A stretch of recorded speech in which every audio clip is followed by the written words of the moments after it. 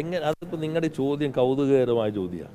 ഞങ്ങൾ ആരും പോകുന്നു, ഇപ്പം മനോരമയിൽ നിന്ന് ആരും ഒന്നും വരുന്നില്ല എന്ന് വിളിക്കുമ്പോൾ നിങ്ങൾ വഴിയിൽ നിന്ന് ഒരാൾ വിളിച്ചിട്ട് മനോരമയുടെ സഹയാത്രി എന്ന് വിളിച്ചൊരുത്താണ്, അല്ലെങ്കിൽ ഇപ്പോൾ വേറെ ചാനലിൻ്റെ നിങ്ങൾ പോകുന്നില്ല, നിങ്ങൾക്ക് ഇന്ന് വരാൻ പറ്റുന്നു. ഇത് പി രാജീവിൻ്റെ പത്രസമ്മേളനം ഞാൻ ഇന്ന് റിപ്പോർട്ട് ചെയ്യുന്നില്ല എന്ന് മനോരമ തീരുമാനിച്ചു. അപ്പോൾ വഴിയിൽ നിന്ന് ഒരാൾ റിപ്പോർട്ട് ചെയ്യാൻ വരാണ്. അപ്പോൾ മനോരമയുടെ സഹയാത്രികനല്ലേ എന്ന് ഞാൻ നിങ്ങളോട് പറഞ്ഞാൽ മനോരമയാവോ? അല്ലെങ്കിൽ അങ്ങനെ തന്നെയല്ലേ? നിങ്ങൾ വിളിക്കുന്ന ആളല്ലേ, ഞങ്ങൾ അയക്കുന്ന ആളാണോ? നിങ്ങൾ കാണേണ്ടത് എന്താ? AK ആൻ്റണിയോട് നിങ്ങൾ എന്ത് സൗമനസ്യം കാണിച്ചേ ഇല്ലേ? കേരളത്തിലെ ഇന്ത്യയിലെ ഏറ്റവും പ്രധാനപ്പെട്ട കോൺഗ്രസ് നേതാവല്ലേ? അദ്ദേഹത്തിൻ്റെ മകൻ ഇപ്പോൾ എവിടെ നിൽക്കുന്നു? എന്ത് നിലപാട് പറഞ്ഞേ? വടത്തി കൊണ്ടുവന്ന് BJP കൊടുത്തെന്നോ? അതാണോ പറഞ്ഞേ? അല്ല, ഞാൻ പറഞ്ഞ അദ്ദേഹത്തെ എന്താ വടത്തി കൊണ്ടുവന്ന് BJP കൊടുത്തു എന്നല്ലേ പറഞ്ഞതിൻ്റെ അർത്ഥം. പത്മജ വേണുഗോപാൽ എവിടെ പോയി? എവിടെ നിൽക്കുന്നേ?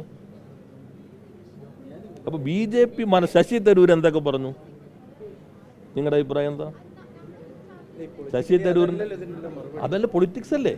എന്താ ശശി തരൂർ പറഞ്ഞത്? എന്താ ശശി തരൂർ നെഹ്റുവിനെ ഉൾപ്പെടെ തള്ളിപ്പറയുകയും ഈ മോഡിയെ നിരന്തരം സ്തുതിക്കുകയും ചെയ്തില്ലേ?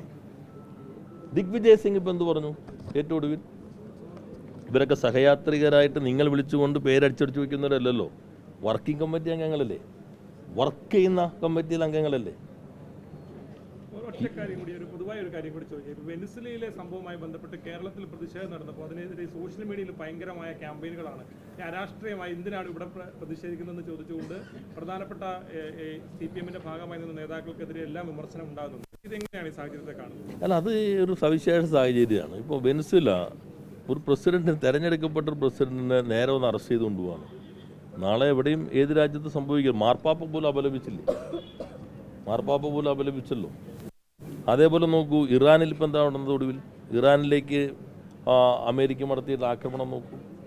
അപ്പോൾ ഒരു ട്രംപിൻ്റെ കീഴിൽ ഒരു ലോകത്തിൻ്റെ പോലീസ് ഞങ്ങളാണ് നിർണ്ണയിക്കുന്നത്. ഇപ്പം ഇന്ത്യയുടെ പ്രശ്നം വന്നപ്പോൾ തന്നെ ഞാനാണ് തീർത്തെന്ന് പറഞ്ഞല്ലോ, പക്ഷെ അതിന് വ്യക്തമായിട്ടുള്ളൊരു ശക്തമായ മറുപടി ഉണ്ടായിട്ടില്ലല്ലോ. അപ്പം അത്തരം സമീപനത്തിൽ കേരളത്തിൽ അങ്ങനെയുള്ളൊരു മനസ്സ് രൂപപ്പെടുന്നുണ്ട് എന്നുള്ളത് നമ്മളെല്ലാവരും ഗൗരവമായി തന്നെ കാണേണ്ട ഭാഗമാണ്. ഇങ്ങനെ കുറച്ച് ആളുകൾ ഈ രൂപത്തിൽ അമേരിക്ക അത് കൊള്ളാം, നാളെ ഇപ്പോൾ ഇന്ത്യയിൽ വന്ന് നിലപാട് സ്വീകരിച്ചാലോ? ഇന്ത്യ ഒരു തിരഞ്ഞെടുക്കപ്പെട്ട രാജ്യമല്ലേ, അവർക്ക് ഇഷ്ടപ്പെടാത്തൊരു ഭരണാധികാരി വന്നു എന്ന് കരുതുക, ആ ഭരണാധികാരി അറസ്റ്റ് ചെയ്യാൻ പറ്റും? പണ്ട് പനാമയിൽ പോയി അറസ്റ്റ് ചെയ്തിട്ടുണ്ടല്ലോ. അതെല്ലാം നമ്മുടെ ലോകത്തെ സംബന്ധിച്ച് വളരെ ആശങ്ക ഉളവാക്കുന്ന കാര്യങ്ങളാണ്. അത് ശ്രദ്ധാപൂർവം തന്നെ നമ്മൾ നോക്കേണ്ടതുണ്ട്. ഇന്ത്യയിൽ ഇപ്പോൾ 12 എണ്ണം പ്രഖ്യാപിച്ചതിൽ നിർമ്മാണം തുടങ്ങിയിട്ടുള്ള ഏക സ്മാർട്ട് സിറ്റി ഇതാണ്. അത് നിങ്ങൾ നന്നായി മാധ്യമങ്ങൾ കൊടുക്കുന്നുണ്ടല്ലോ. നമുക്ക് കരാർ അവാർഡ് ചെയ്യാൻ കഴിഞ്ഞു, ടെൻഡർ നടപടി പൂർത്തീകരിച്ചു, സർവേ നടപടികൾ നടന്നുകൊണ്ടിരിക്കുന്നു. 42 മാസമാണ് അവരുടെ കരാറിലുള്ളത്. അത് 36 മാസം കൊണ്ട് തീർക്കണം എന്നതാണ് ഞങ്ങളിപ്പോൾ അവരോട് പറഞ്ഞിട്ടുള്ള ഭാഗം.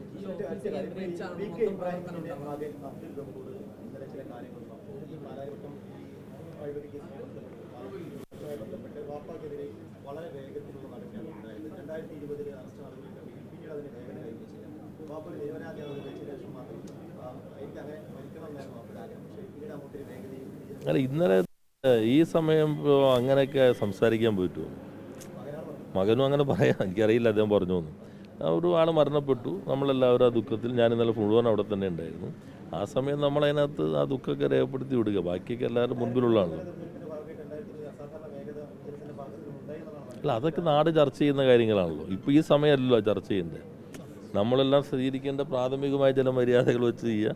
ആരെങ്കിലും ഇത് വെച്ചിട്ട് ഇനി രാഷ്ട്രീയ താല്പര്യം വെച്ച് പറയുകയാണെങ്കിൽ അത് അവരുടേതായ ഒരു അവിവേകമായിട്ട് കാണുക, അത്രയേ ഉള്ളൂ.